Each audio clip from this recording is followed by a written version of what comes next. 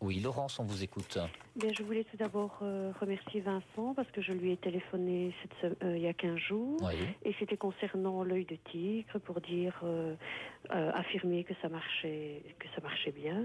D'accord. Voilà. Et alors, je voulais confirmer aussi avec l'hématite, s'il sait en parler un petit peu, pour garder l'énergie positive. Oui.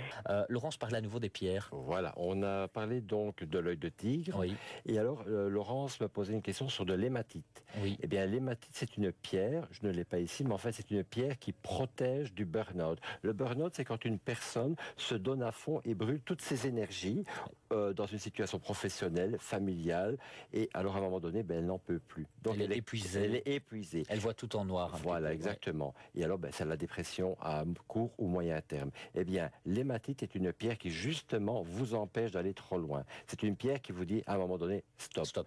Donc, l'énergie de la pierre vient justement rééquilibrer le déséquilibre chez vous. Et donc, vous parvenez, je vais dire, à voir vos propres limites. Voilà, et pendant qu'on parle des pierres, vous nous appelez bien sûr 0905 82 905.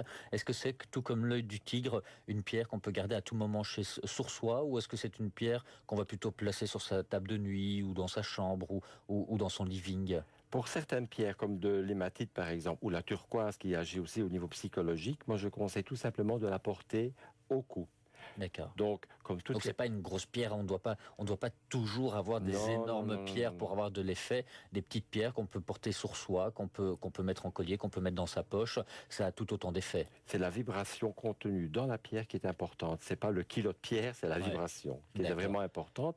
Chose importante, les pierres, il faut les laver. Donc quand vous achetez une pierre, vous devez la mettre trempée quelques heures dans de l'eau de source ou dans de l'eau minérale. Pour la purifier. Pour la purifier, exactement. Et après, c'est très bien. Je commence à bien connaître. Il me semble. Après, vous la séchez avec un papier jetable et vous la mettez au soleil ou bien à la lune, l'un ou l'autre. Ou alors, maintenant, sous une pyramide, ça fonctionne aussi. Voilà, vous en savez un petit peu plus. 0905 82 905.